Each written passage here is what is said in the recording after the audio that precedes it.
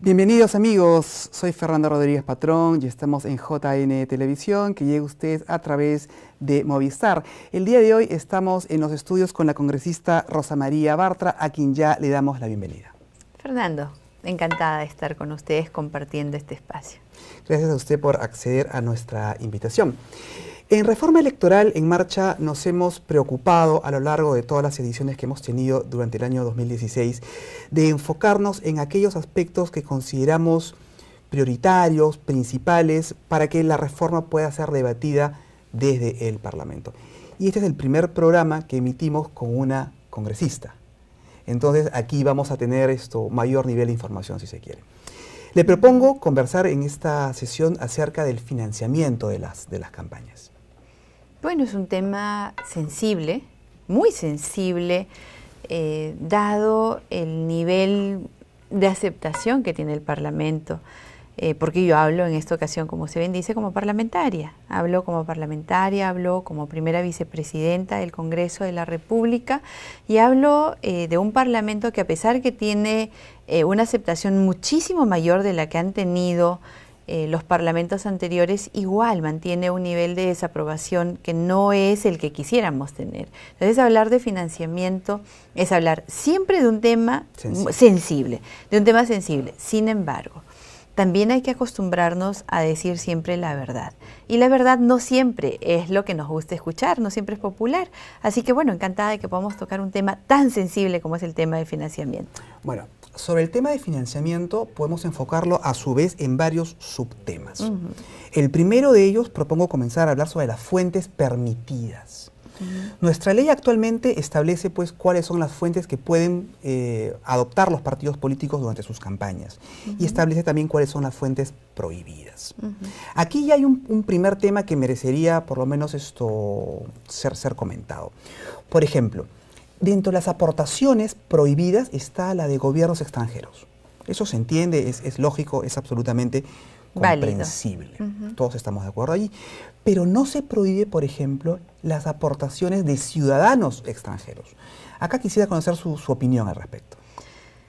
Bueno, primero yo tendría que hacerles saber a los televidentes o a quienes nos vean a través de algún medio de difusión, así es, que estoy aquí participando como Rosa María Bartra, como parlamentaria. No estoy hablando a nombre de mi bancada, de mi partido, no soy vocera de mi partido, entonces las opiniones que yo vaya a comentar con usted a lo largo de este programa son a título completamente personal. Fuerza Popular no ha definido todavía aspectos que son fundamentales, pero que todavía están en proceso de discusión.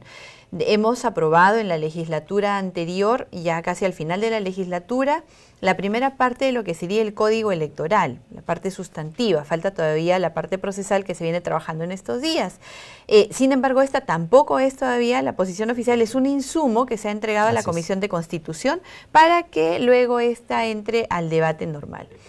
El financiamiento está prohibido de los gobiernos extranjeros y es como debe ser, ¿no? Esto podría prestarse para un sinnúmero de suspicacias y además que yo creo que el financiamiento debería ser solamente de adentro. Y en esa misma línea de pensamiento creo que tampoco debería permitirse el financiamiento extranjero, de ciudadanos extranjeros. Eso podría tener una serie de complicaciones, ¿no es cierto? Podría prestarse a una serie de suspicacias, ¿no? Y si apuntamos a que todos los actos en los partidos políticos, en las organizaciones políticas en general, todos los actos del gobierno deben ser completamente transparentes y lo más cercanos a lo que la población pueda entender y por lo tanto legitimar, pienso que no debería ser permitido. Ha tocado un tema bastante importante sobre la transparencia.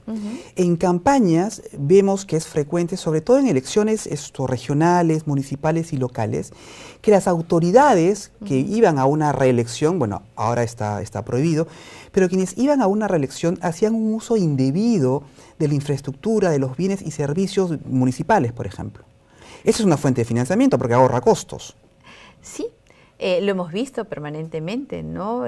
Alcaldes que en lugar, que el 30% del cartel de obra, 40% del cartel de obra es su foto, su frase, digamos que marca su gestión o que marcó incluso su campaña, su marketing en campaña. Y eso es definitivamente pues un acto que no debemos permitir. Los colores, los logos, los símbolos, todo un sistema de señalética, de simbología que usan las autoridades para hacer una promoción casi personal de lo que es su gestión. Y esto es en gobiernos regionales, en gobiernos locales tanto provinciales como distritales, pero también se ve en otros niveles de gobierno, también en el gobierno nacional. El año pasado me sorprendió muchísimo ver a lo largo de avenidas principales aquí en Lima carteles del presidente Kuczynski. O sea, tampoco. Yo creo que la voluntad de transparencia, la voluntad de uso eficiente y honesto de los recursos parte desde la cabeza. Y esto mismo debe reproducirse en todos los niveles de gobierno, en el Ejecutivo, en el Legislativo y obviamente en los gobiernos subnacionales. Hay que proscribir por completo la utilización indebida y de manera personal de los recursos del Estado. Ha mencionado una palabra que es dura, pero necesaria. Proscribir, prohibir, impedir. Muy bien, la norma puede prohibirlo, pero en la práctica vemos que los candidatos hacen caso omiso a eso. ¿Cuál podría ser una sanción efectiva en caso se advierta un uso indebido de bienes del Estado?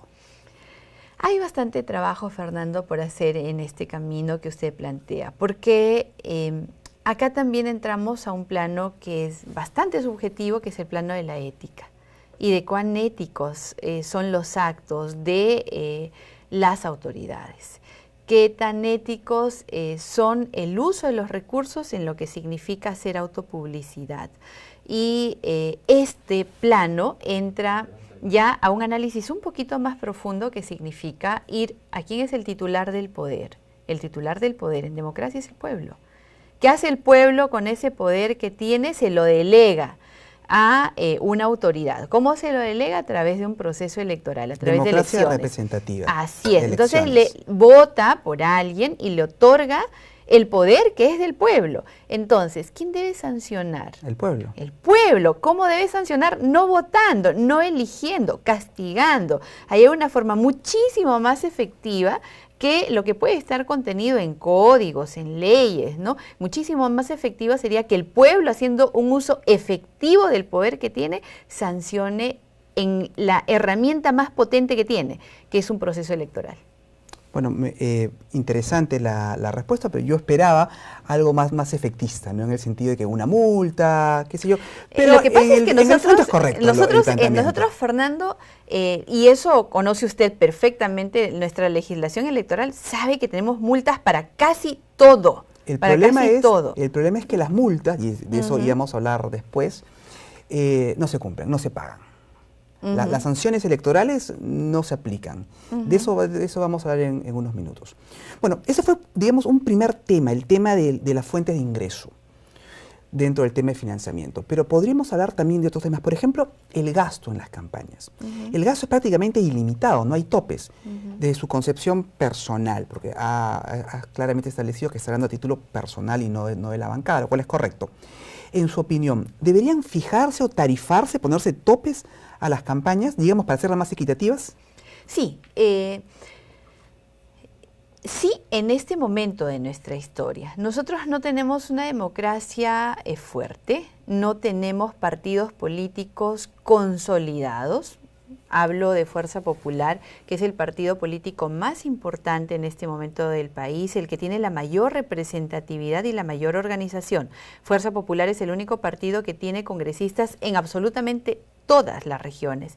Y hay regiones en las que todos sus representantes son de Fuerza Popular. Y Fuerza Popular es un partido joven.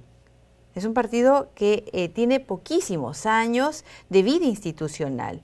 Que uno podría ir más allá y hacer otro tipo de análisis es otra cosa, pero como Fuerza Popular es un partido bastante joven. Sí, es joven. Entonces, y los otros partidos, los más antiguos, tienen o no tienen representatividad o tienen una representatividad muy pequeña. Sus organizaciones son débiles, hemos asistido en diciembre a, por ejemplo, pleitos internos en el Partido Popular Cristiano, en un partido que no tiene representación en este momento nacional, que tiene muy escasa representación a nivel de gobiernos y sin embargo tienen, digamos, conflictos internos. Cuando uno tiene una partidocracia todavía en construcción, cuando la ideología y el pensamiento político programático no es lo que inspira necesariamente a las organizaciones, pienso que hay que poner ciertas condiciones de homogeneidad, de equidad, a fin de que puedan surgir otras y puedan surgir en iguales condiciones de crecimiento y de proyección que aquellos que podrían, por su estructura, por su organización, por su antigüedad, acceder a más recursos. Entonces, esto permitiría, permítame terminar la idea, permitiría que mucha gente, muchísimos ciudadanos que se ven absolutamente imposibilitados por temas de recursos, de participar en política, puedan hacerlo. ¿Y cuál sería el mecanismo para establecer un tope equitativo? Por ejemplo, establecerlo en cuanto a un monto, digamos, tantos millones o tantos miles de soles, dependiendo de la campaña, o en función al número de electores. ¿Algún criterio habría que tener? Definitivamente hay que establecer criterios y pienso que de los dos criterios que usted acaba de mencionar, ambos son válidos. O sea, hay que establecer topes en cuanto a números, a cifras, y hay que poner también topes en cuanto a número de electores. Se vería una forma, creo yo, racional y objetiva que nos permita definir hasta cuánto se puede gastar, pero hasta cuánto también se va a transparentar los gastos. Eso es muy importante. Porque hay que recordar que existen muchísimos gastos ocultos o que no se reflejan en los gastos de campaña. No se reflejan en un informe al final, pero que todos los que hacemos política sabemos que existen. Entonces, la transparencia, la objetividad, pienso que también deberían primar al momento de establecer los criterios de tope para un monto de inversión o de contribución. Yo no creo que no sea gasto ni sea inversión, sino más bien de contribución en una campaña electoral. En ese punto le propongo que nos detengamos un momento, vamos a hacer una pausa y aquí retomamos el tema. Amigos, vamos a una pausa y ya volvemos en Reforma Electoral en Marcha.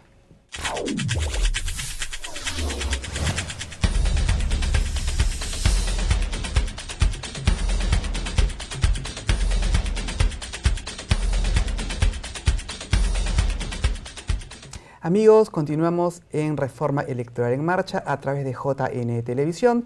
Estamos conversando con la congresista Rosa María Bartra y nos habíamos quedado en el primer segmento hablando acerca de la posibilidad de establecer topes o límites en la campaña.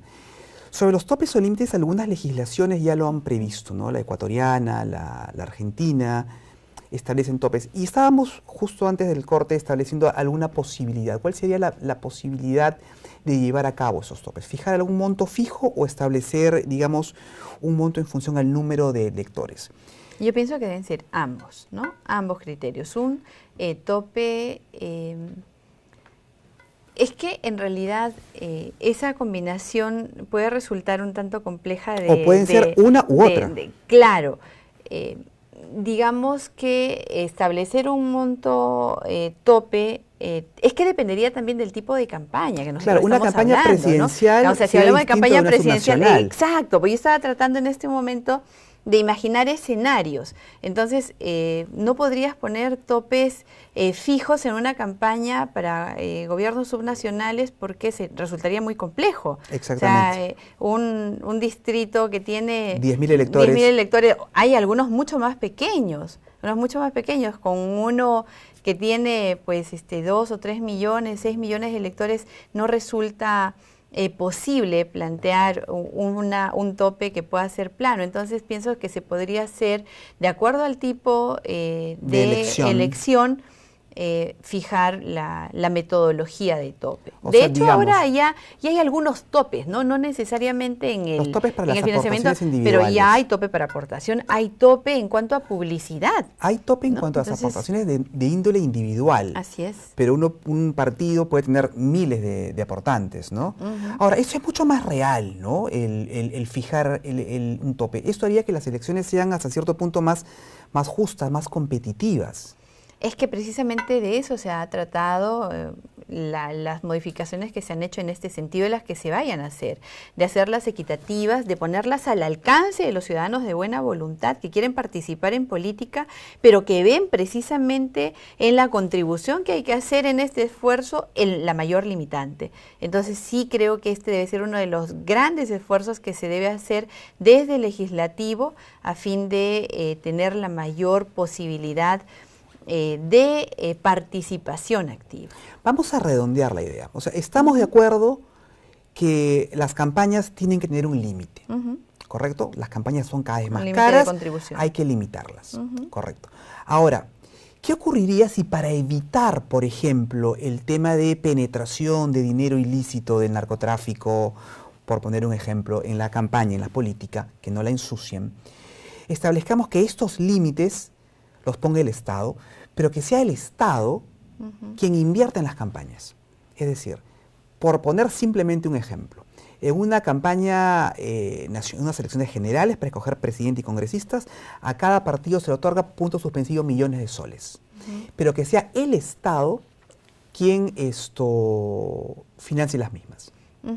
¿Qué opinión le merece? El financiamiento público para los partidos políticos es una de los acuerdos a los cuales se ha llegado en el grupo de trabajo de reforma electoral que viene trabajando el Congreso ahora.